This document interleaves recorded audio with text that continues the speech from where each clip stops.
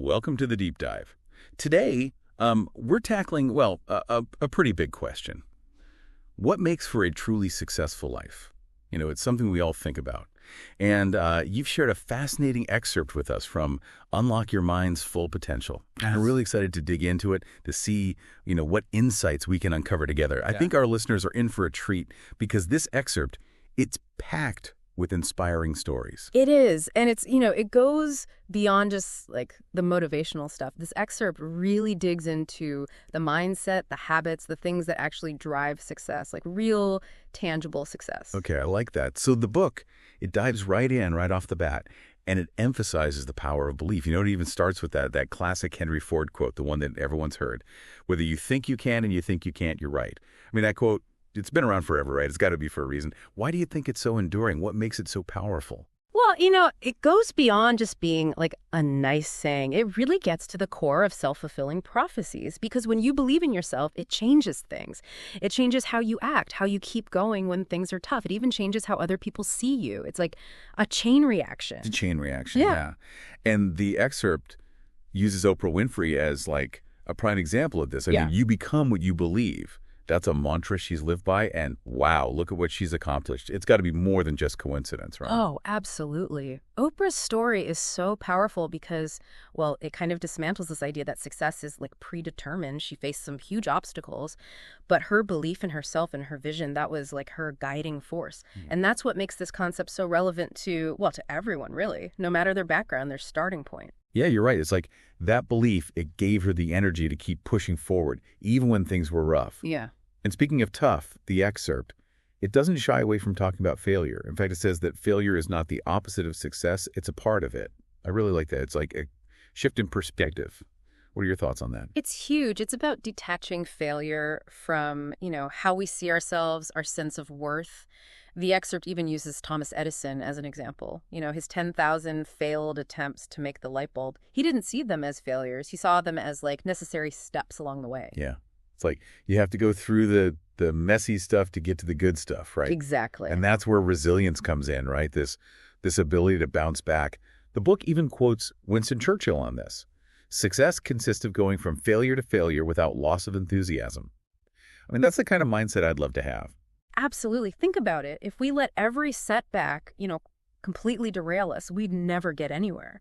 But this excerpt, it goes beyond just saying, like, don't give up. It actually gives you advice, things you can do, like reframe those setbacks, see them as feedback, analyze what went wrong, and celebrate those small victories. It's almost like turning those so-called failures into, like, fuel. Yeah, I love that. It's like that saying, fall 7 times, stand up 8. And speaking of getting back up, the book, it goes on to talk about persistence, this idea that success, well, it's rarely a sprint. It's more like a marathon, right? They even quote Dwayne "The Rock" Johnson. Success isn't overnight.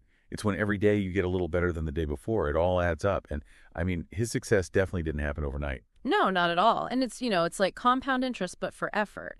You put in the work consistently, those small actions, and over time, it creates huge results. The book actually highlights J.K. Rowling's journey with, Harry Potter. Imagine she was rejected by 12 publishers. It's amazing she kept going. How do you think she managed to do that with all that rejection? Yeah, it's incredible. I think it shows, how powerful it is to believe in your vision, even when other people don't see it yet. Mm-hmm. It takes a lot of, guts to keep going after so many no's. But the book, it does offer some advice for building persistence, right? Oh, yeah, definitely. Setting clear goals, that's a big one. And then, breaking down those big, scary tasks into smaller steps and then celebrating those milestones along the way. All of that is really key because, let's be honest, staring down a huge mountain of work, that can be paralyzing. Yeah. But chipping away at it little by little, that's where the magic happens. So it's not just about like gritting your teeth and pushing through. It's also about setting yourself up for success, having the right strategies. Exactly. It's about being smart with your efforts. And speaking of smarts, the excerpt goes on to highlight continuous learning. It actually compares the mind to a muscle. You have to keep exercising it. And it even brings up Elon Musk, who dedicates serious time to learning every single week. He definitely understands the value of knowledge. Oh, absolutely. It's like he sees learning as an investment in his future. And the book encourages all of us to do the same, to read widely, to seek out new experiences, to learn from people who have already achieved what we want to achieve, like a constant quest for knowledge. Uh-huh. How do you think people can do that effectively? What are some good ways to keep learning? Well, reading is a fantastic place to start. Books, I mean, they give us access to the minds of like the greatest thinkers and innovators, but it's also about going beyond just reading, right? It's about getting out there and having those real world experiences that challenge how we see things and push us outside our comfort zones. So it's not just about taking in information, it's about testing it out, applying it, Right. seeing how it all fits together in real life. Yes. That's where it gets really interesting. And, in this day and age, with all the information coming at us from every direction, there's one skill that's become crucial: focus. Focus. That's where that Bruce Lee quote comes in, right? Yeah. The successful warrior is the average man with laser-like focus. I love that quote. Never thought I'd hear Bruce Lee and Warren Buffett mentioned together, though. It's a great point, though. It shows how important focus is, especially in a world that's so full of distractions. And the excerpt doesn't just stop at that quote. It actually offers strategies, things you can do to improve your focus, like saying no to things that don't align with your goals, prioritizing what really matters, eliminating distractions, trying to create some space for yourself. And they use Warren Buffett as an example, right? Someone who's built an empire by making smart choices and staying focused. That's pretty convincing, I'd say, coming from one of the most successful investors of all time. Definitely. Buffett, he's a master of prioritizing. He understands that focus isn't just about working hard, it's about working smart. You have to channel your energy towards what really matters, what's actually going to make a difference. But, it's easier said than done, right? Staying focused, it's tough. Especially these days. I mean, the constant notifications, emails, social media, it's like our attention is being pulled in a million different directions at once. So how do we actually put these focus-enhancing tips into practice? What are some things people can do? Well, the book suggests a few things. Prioritizing tasks, that's one. Figure out what absolutely has to get done, the things that actually matter for your goals, and tackle those first. So being intentional with your time and energy, making sure you're not just busy, but actually productive. Exactly. And sometimes that means saying no to things that, they take up your time and energy, but they don't actually contribute to those bigger goals. That might mean turning off notifications, silencing your phone, or even using those apps that block distracting websites when you're trying to work. You have to create boundaries for yourself. Set aside time where you can actually focus. It sounds like it takes a lot of discipline, though. I mean, our brains are wired to crave new things, distractions. Oh, it does. But the more you practice, the easier it gets. And, it's worth it because when you can truly focus, you get into that flow state where time kind of melts away and you're totally absorbed in what you're doing. That's where the magic happens. It's great for productivity and creativity, too. It sounds almost, I don't know, meditative in a way.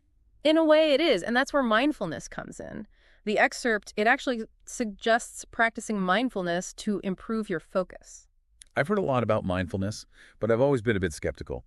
How does, paying attention to the present moment actually help you focus better? Well, mindfulness, it's not about emptying your mind or zoning out. It's more about training your mind to observe your thoughts, your feelings, without judging them.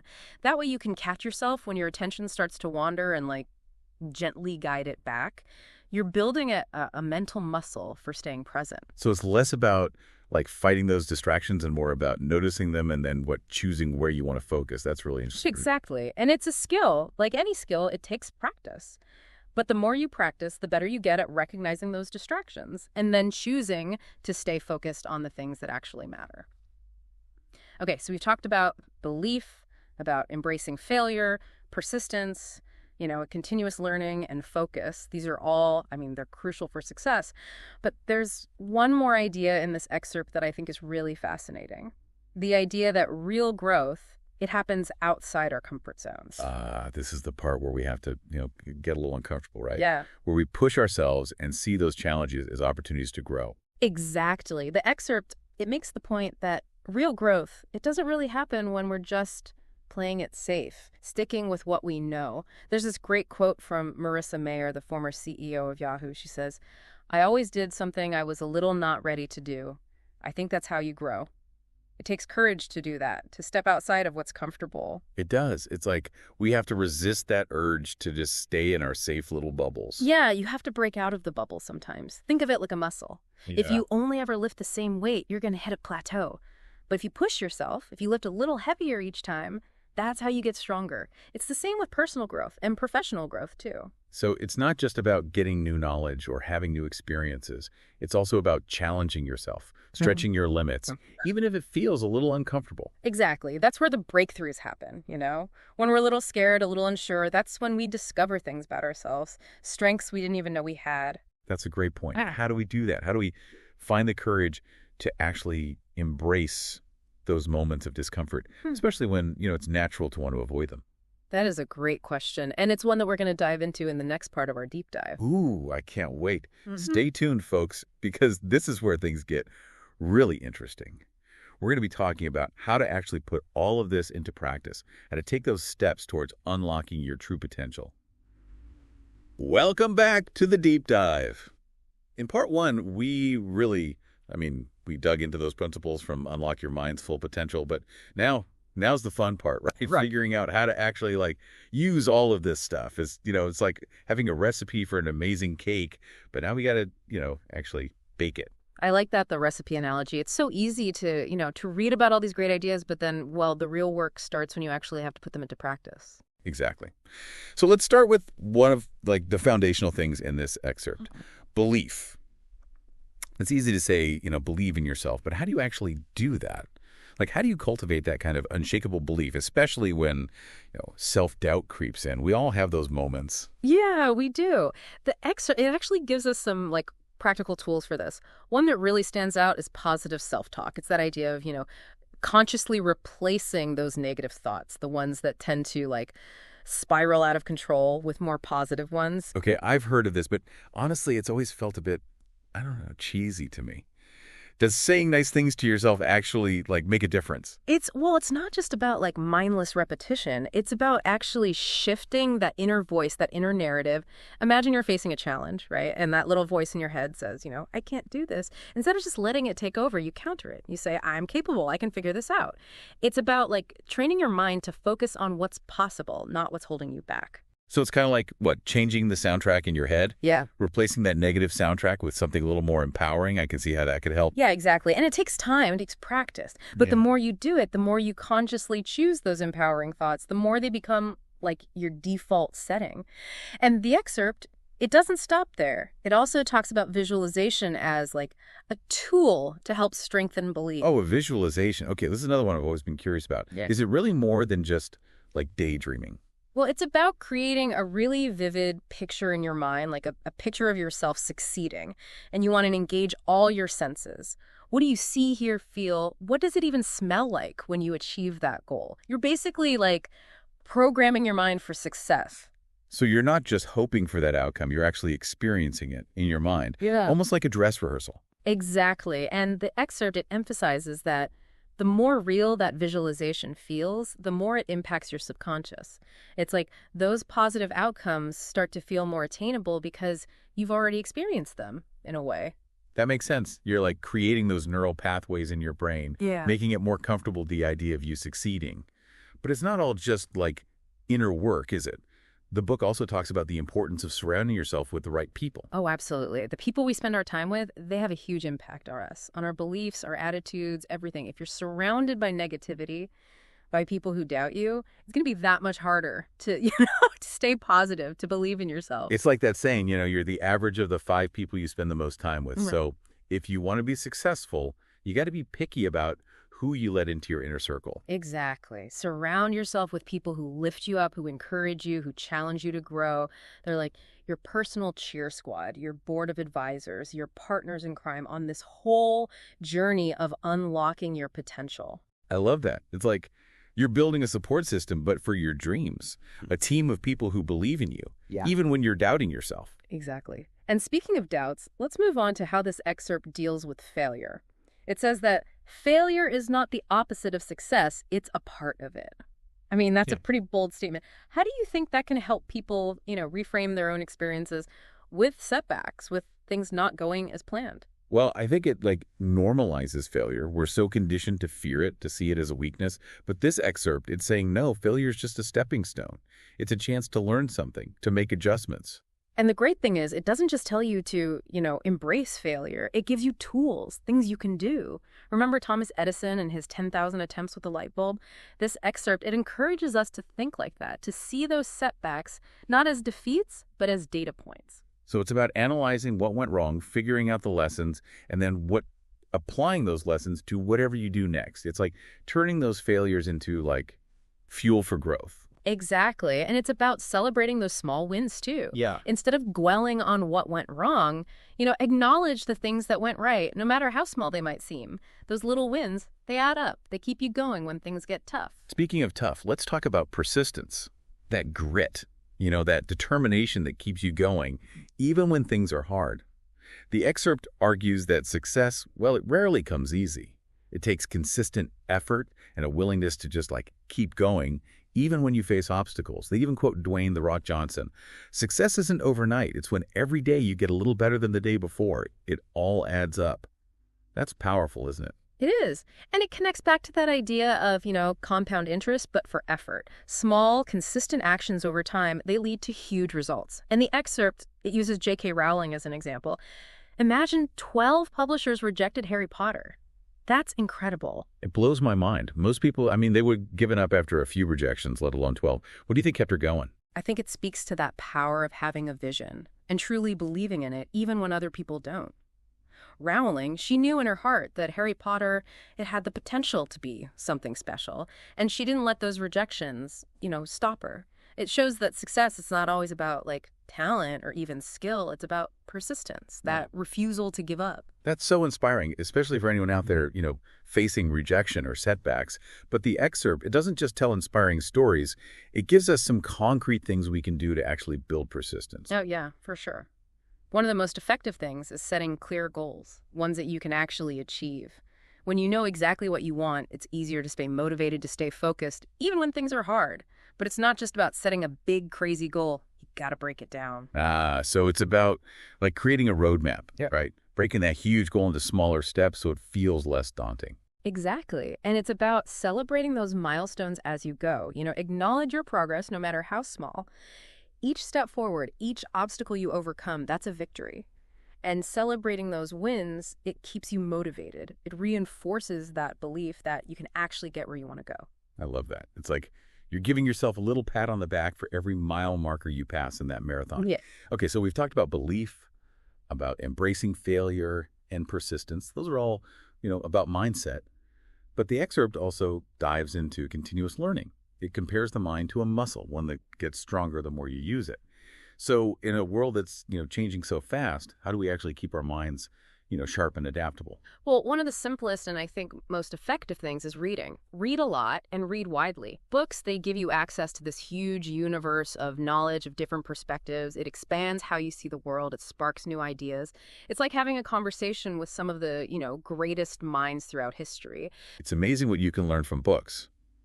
But the excerpt, it also encourages us to go beyond reading, to actually seek out new experiences, challenges that push us outside of what's comfortable. Why is that so important? Because when you step outside of your comfort zone, you're exposed to new things, new ideas, new people. It forces you to adapt, to learn in real time. You're basically expanding your capacity for growth. You're challenging those assumptions that you hold. And sometimes you even discover strengths you didn't even know you had.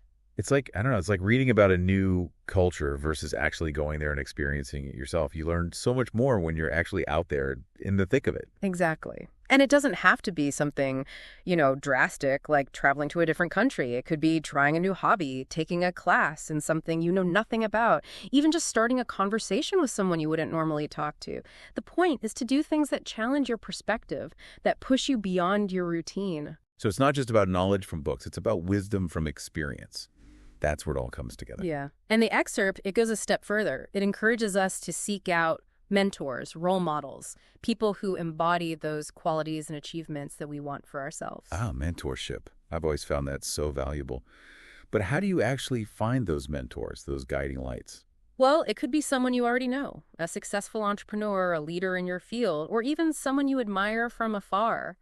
The key is to find people who embody what you want to achieve and then figure out ways to learn from them. Read their books, listen to their interviews, go to their talks. If you have the chance, even reach out to them directly. So it's about surrounding yourself with people who inspire you, who've already walked the path you're on, and learning from their experiences, their successes, their failures, the whole journey. It's like having a roadmap to success, but it's like personalized just for you. Exactly. Mentors and role models, they can give you so much guidance, support, inspiration. They can help you navigate those challenges and setbacks that inevitably come up on any path to success. But in today's world, the hyper-connected world, there's one skill that's absolutely essential, one that's constantly being tested. Focus. Focus. The excerpt even quotes Bruce Lee on this. The successful warrior is the average man with laser-like focus. Such a simple statement, but it's so powerful. But with all the notifications, the emails, the social media, how do we actually cultivate that kind of laser focus? Well, it starts with recognizing how important it is and making a conscious decision to work on it. The excerpt, it suggests that success often comes from saying no to things that, they don't align with your goals. That way you free up your energy for the things that do matter. It's about prioritizing, right? Figuring out what truly matters, what's going to move you closer to your goals, and then, letting go of the rest. Exactly. But it's easier said than done, right? Yeah. So the excerpt, it gives us some strategies to try. One of the most effective is to prioritize your tasks. Identify the ones that are, mission critical, the ones that are really going to make a difference for your goals, and do those first. So you're being strategic with your time and your energy, making sure you're not just busy, but actually productive. Yeah, it's about working smarter and not just harder. And that often means saying no. Saying no to things that drain you but don't actually contribute to your goals. That might mean turning off those notifications, silencing your phone, maybe even using one of those apps that blocks distracting websites when you're trying to work. You have to create those boundaries for yourself. Protect your time. It sounds like it takes a lot of discipline. I mean, our brains, they crave those distractions. Oh, they do. But the more you practice it, the easier it gets. And the payoff is huge. Because when you can truly focus, you get into that flow state where time just seems to melt away and you're totally absorbed in what you're doing. That's where the magic happens. You get more done and you're more creative too. It sounds, almost meditative. It is in a way. And that's where mindfulness comes in. The excerpt, it actually suggests practicing mindfulness to help you focus better. I've heard about mindfulness, but I've always been a bit skeptical. How does, paying attention to the present moment, how does that actually help you focus? Well, mindfulness, it's not about emptying your mind or zoning out. It's more about training your mind to observe your thoughts and your feelings without judging them. That way you can notice when your attention starts to wander and gently bring it back to where it needs to be. It's like a mental muscle you're building, a muscle for staying present. So it's not about fighting those distractions. It's more about becoming aware of them and then choosing where you want to focus. Exactly. And like any skill, it takes practice. But the more you practice, the better you get at recognizing those distractions and then consciously choosing, to stay focused on the things that actually matter. Okay, so we've covered a lot, right? We've talked about belief, about embracing failure, persistence, continuous learning, and focus. And those are all, they're crucial for success. But there's one more concept in this excerpt that I think is really important, one that can feel a bit daunting, but it's really essential for, unlocking our full potential. And that is embracing discomfort. So this is where we have to step outside of our comfort zones, where we push our limits and see those challenges as opportunities for growth. Exactly. The excerpt, it argues that real growth, it doesn't usually happen when we're playing it safe, when we're sticking with what's familiar.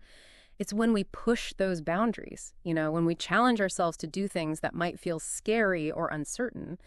That's when we discover things about ourselves that we didn't even know were there. Like that quote from Marissa Mayer, the former CEO of Yahoo. She said, "I always did something I was a little not ready to do. I think that's how you grow." It takes courage to do that. It does. It's like we have to actively resist that urge to just stay in our comfort zone, in our little safe bubble. Yeah, you got to break out of that bubble. Think about it like, a muscle again. Yep. If you only lift the same weight, you're going to plateau. But if you push yourself, you lift a little heavier each time, you get stronger. It's the same with, personal and professional growth. So it's not just about seeking out new knowledge, new experiences. It's also about pushing ourselves, challenging ourselves, even if it feels a bit uncomfortable. That's where those breakthroughs happen. When you're a little scared, a little unsure, that's when you discover things about yourself, strengths that you didn't even know you had. That's such a good point.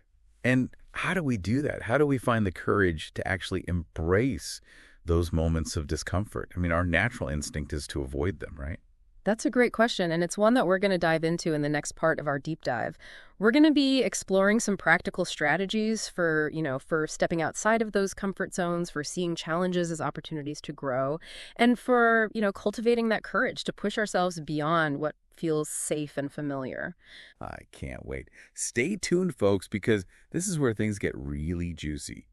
We're going to talk about overcoming those fears that hold us back, about stepping into the unknown, and about embracing that whole, messy but beautiful journey of growth and self-discovery. Welcome back to the deep dive. We've covered so much ground in the last two parts, unpacking all these, incredible ideas from unlock your mind's full potential. We talked about belief, about persistence, about learning, focus.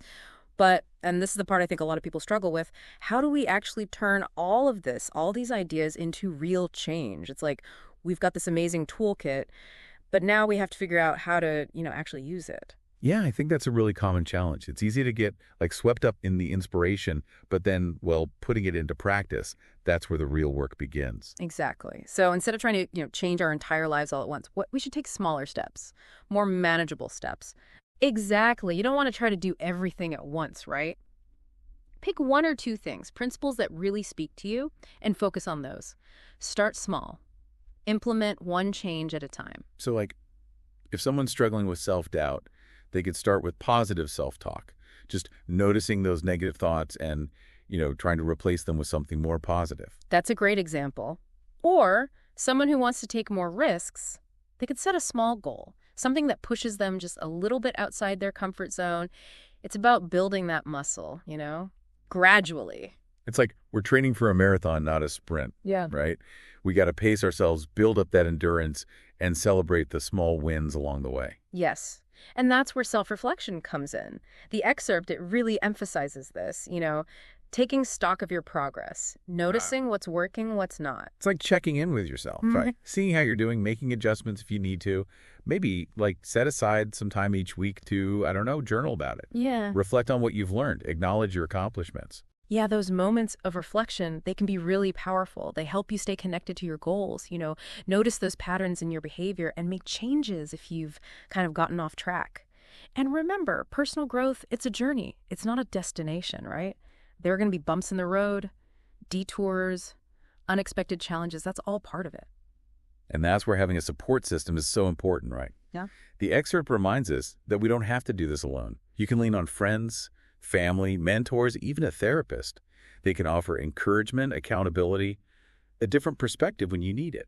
It's so true. Sharing your goals, your struggles with other people, it helps you stay motivated, it helps you get through those tough times, and it makes celebrating those successes even more fun. You're not alone in this. It's like having a team of cheerleaders cheering you on every step of the way. And this brings us to the final principle in this excerpt, the power of gratitude. It sounds, maybe a bit simple, but the book really emphasizes how powerful it can be. Gratitude, it has this amazing way of shifting your perspective. It helps you focus on the good, even when things are, challenging. It's about appreciating what you have, the big things and the small things, and just recognizing that abundance all around you. It's like choosing to see the glass as half full instead of half empty. Yeah. And one of the, simplest ways to cultivate gratitude is to keep a gratitude journal. Every day, write down a few things that you're grateful for. It could be anything, a beautiful day, a good cup of coffee. I've heard that even just writing down one thing a day can make a difference. It's like you're training your mind to focus on the positive, to notice those good things that, we often take for granted. Exactly. And the excerpt, it also encourages us to, express that appreciation to others. Make it a habit to thank people. Thank them for their kindness, their support, for the things they do for you, big and small. So making gratitude part of your everyday life. It's a way of being, not just a feeling. Yeah, exactly. And it's about savoring those positive experiences. Mindfulness can help with that too. When you're really present, you're more likely to notice those moments of joy and actually appreciate them. It's like slowing down time, really taking in everything. Those sights, sounds, sensations, whether it's, being with loved ones, watching a sunset, even just enjoying a good meal. And those moments of gratitude, they have this ripple effect. They make you feel better, and they spread that positivity and appreciation to the people around you. Well, this deep dive into unlock your mind's full potential, it's been, wow, truly inspiring. It's a reminder that we all have that power, the power to create the life we want, to achieve our dreams, to unlock our potential. And it starts with believing in ourselves, embracing those challenges, and, never stopping, always learning and growing. And remember, like they say, a journey of 1,000 miles, it begins with a single step. So what's one small step you can take today to start unlocking your mind's full potential? We'd love to hear from you. Keep exploring, keep growing, and never stop believing in yourself, in your power to create a life that is, well, truly extraordinary. Until next time, keep those minds curious and those journeys inspiring.